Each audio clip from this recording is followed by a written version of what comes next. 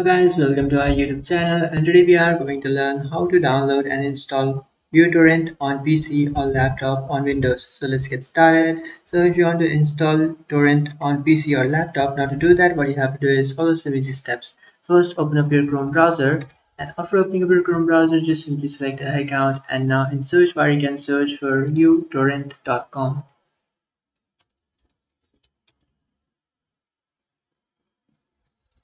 And after searching for that, now you'll directly take you to this website. And from here, if you have not installed this application, then you simply tap on free download.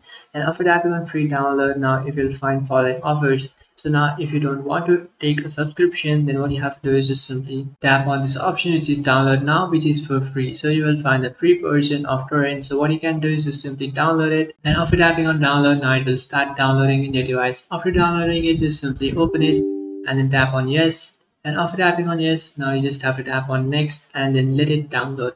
And after completing the installation process, you will just simply download it in your Windows device. So that's it guys, this is how to download uTorrent on your Windows PC or laptop. If you find this video helpful, don't forget to like and subscribe to our channel. If you have any doubts, feel free to comment below. Thanks for watching.